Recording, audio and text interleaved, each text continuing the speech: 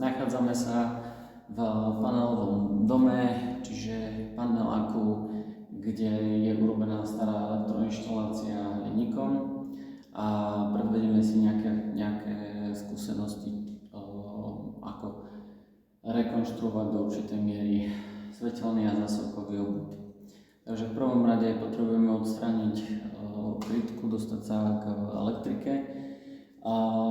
Ideálne je, aby to bolo bez napätia, takže v podstate ja som vypol hlavný istič, ktorý je v chodbe, to si ešte ukážeme. Teraz idem vybrať. Toto by mala byť peťka, ktorou ovládame dve svietidlá v tejto miestnosti. Takže štandardne odstraníme krytky, každý je trošku inakšie, takže dizajn je rôzny. Toto je ten novší typ, takže nie je problém. Ako vieme, že je peťka, tak v podstate sú tu dve tlačidlá. Je tam prívod a dva prepínače, ktoré nám prepínajú tieto dva kontakty. Dobre, takže máme to bez napätia, vieme to podľa signálky. Ideálne, keď meráte, je vlastne to odmerať, keď je tam napätie, takže skúsim nahodiť. Takže toto by sme mali prívod, vidíme, že svietí a tuto sú dva vývody, ktoré prepína. Čiže v beznapätiovom stave to treba riešiť. To je jeden spôsob, ako pomerať. Potom ešte máme ďalší spôsob. To bol jednopolový. Nevýhoda toho je, že svetelné podmienky tam musia byť také, aby sme videli tú indikáciu. Jednopolový pomocou dvojpolovej skúšačky je tak, že vlastne obyčajne má zozadu kontakt, ktorý musíme prichytiť a priložiť. Čiže tu vidím, že je pod napätím. Tu je bez a bez. Môžem si aj zapnúť svetlo, aby sme videli rozdiel s napätím, bez napätia. Takýmto spôsobom sme si overili ten stav. Čiže vidím, že tam je napätie, tak musím vyhodiť istič. Pre istotu si to skontrolujem, či je to správny. Áno, je to ono. Bez napätia môžeme pokračovať ďalej.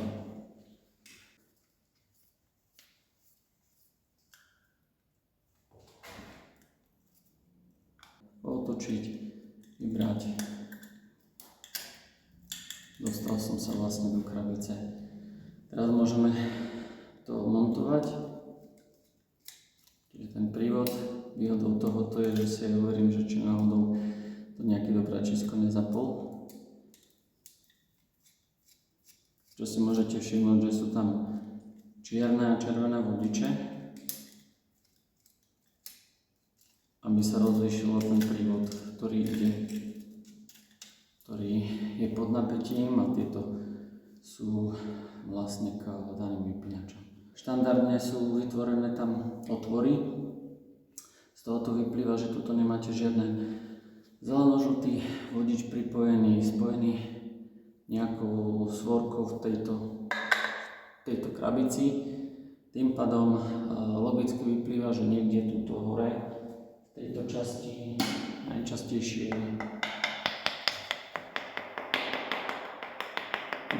niekde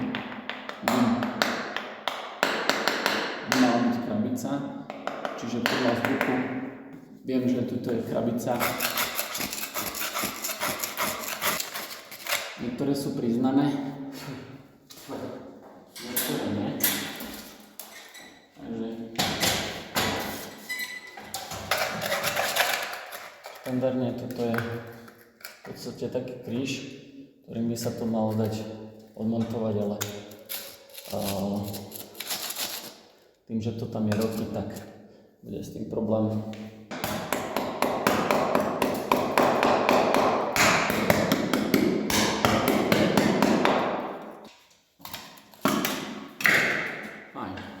Toto išlo nejak v pohode.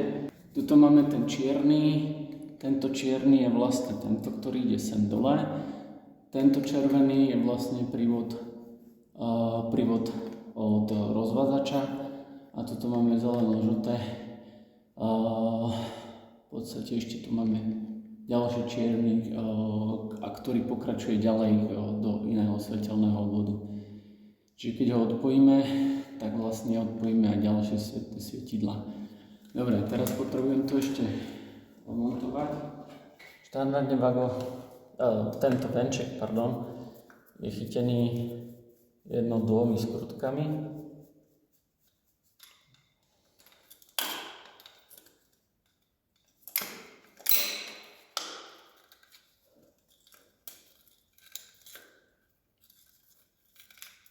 Takto, fajn. A teraz idem na tú hrubú silu.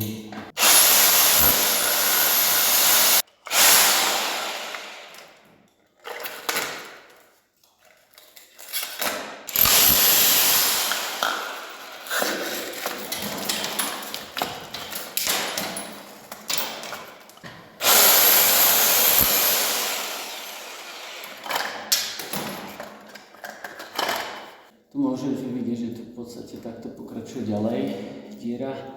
Tuto ide tiež hore v hornej časti, čiže moje odporúčanie je moc nevyberať všetky vodiče, nechať si nejaký vodič ďalší, aspoň jeden tam, ktorým budete môcť prístup vtiahnuť tie nové vedenia dovnútra, ale ešte tam to odpojím.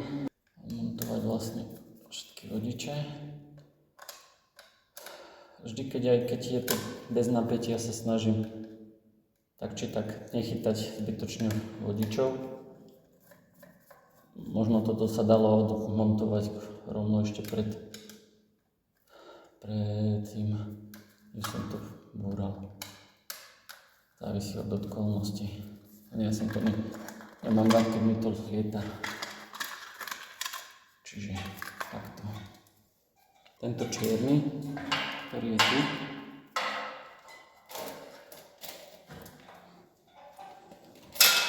to je vlastne z tej rábice hore. Tieto dva červené idú do tých svietidiel. Takže idem rozmontovať svietidla. Odmeráme si, či tam nie je napätie, či to nám nesvieti, nemalo by, ale pre istotu. Takže teraz dôležitá vec, že čo ideme vyberať. Keď je tu malý otvor, tak musím odstrániť vlastne tieto prírodné vodiče, ktoré sú tu. Keď si všimnete, sú tu dva zeleno-žlté, zelené. To je jeden, ktorý pokračuje k tomu druhému svietidlu. Podstvorky by nemali byť, ako je tuto, dva vodiče a ešte ďalšia vec je, toto je meď, tie tenké lankové, to sú medené a toto je hliník, to je najhoršie, čo môžete mať a ešte iného prierezu. Tak, takže tu máme hliník spojený s meďou, čo je úplne najhoršie, čo môžete mať a ešte prierez, toto je lankový bez dotienky, čiže tak. Super. Ďalšia záhada. Máme tu ďalšiu stvorku, čiže všetko. To je tá fáza, ktorá pokračuje ďalej. No. A zase bude hrubá sila. Tak. Dobre, teraz typovačka, kde to je? Okolo vodičov. Máme polisty.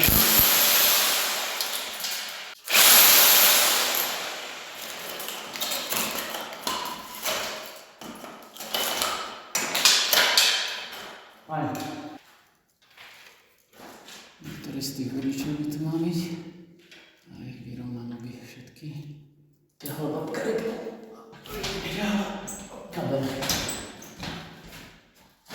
No to nepôjde ľahko. Ani z druhej. Problém je, že vlastne ono to ide takto.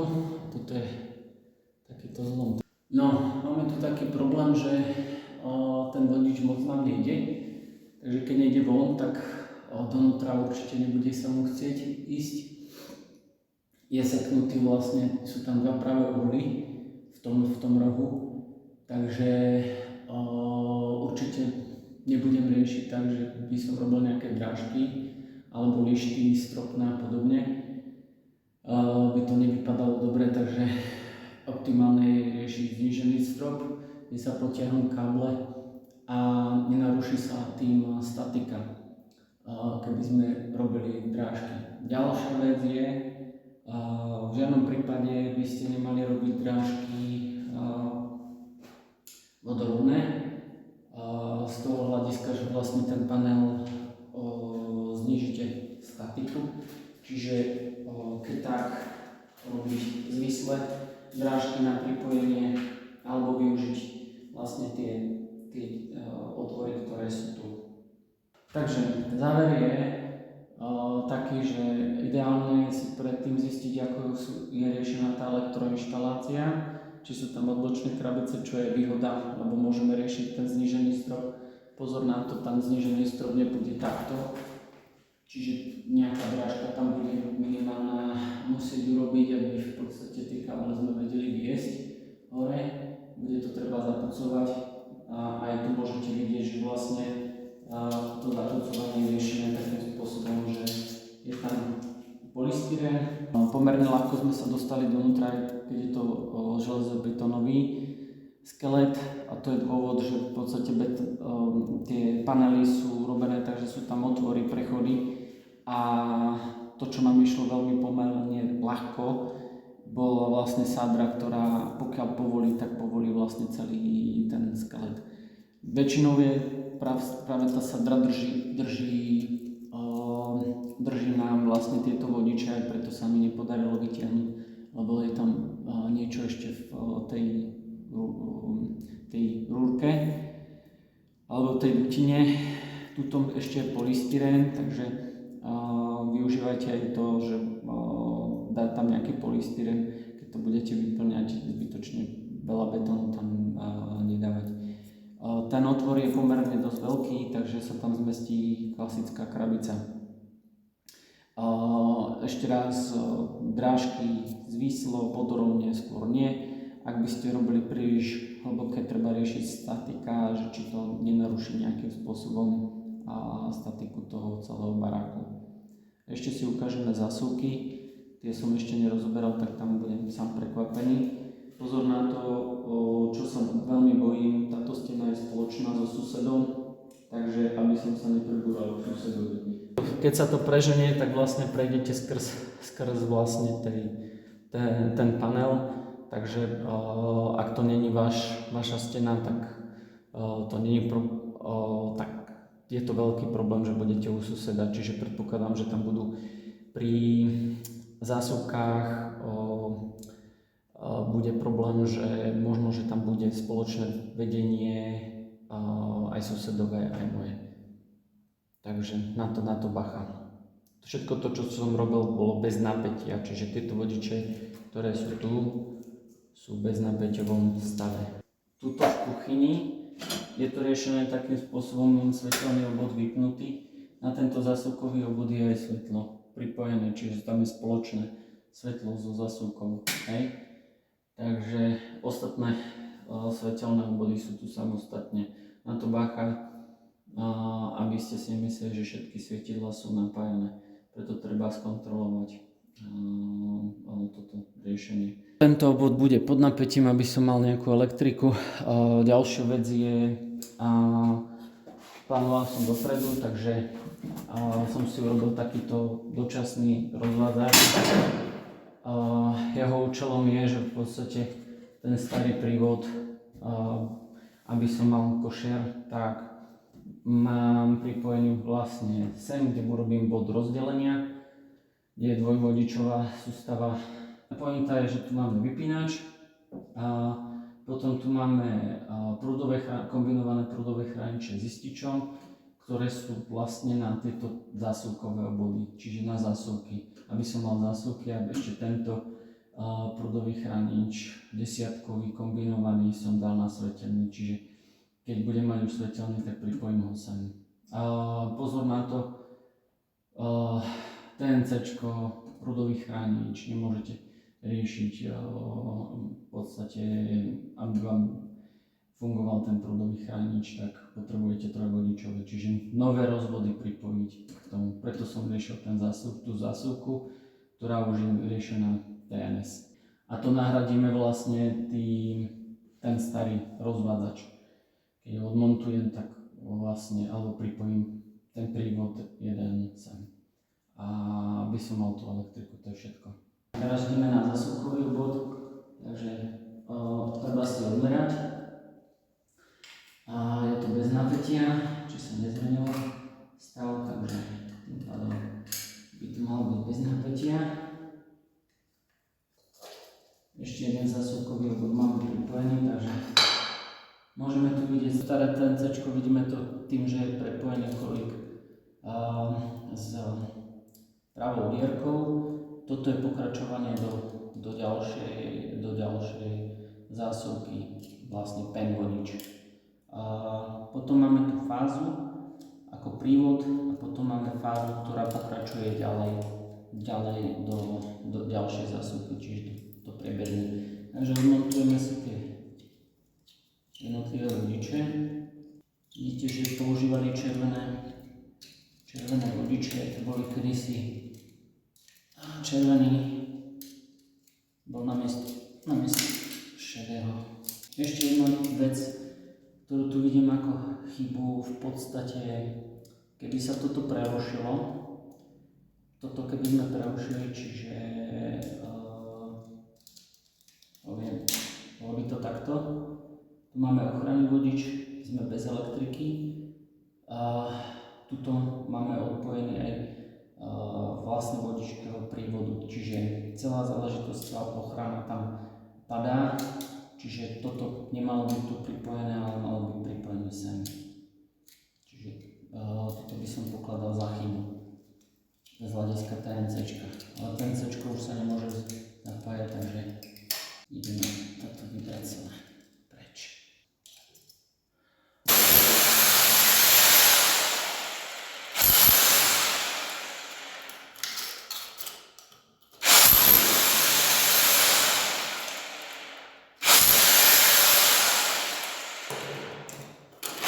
Toto všetko je sadra.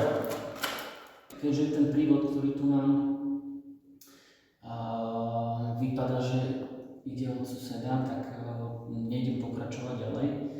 Tieto dva vodiče pokračujú ďalej, čiže toto budem musieť odstrihnúť, nechať tak. Nechcem susedovi robiť problémy, takže využijem vlastne túto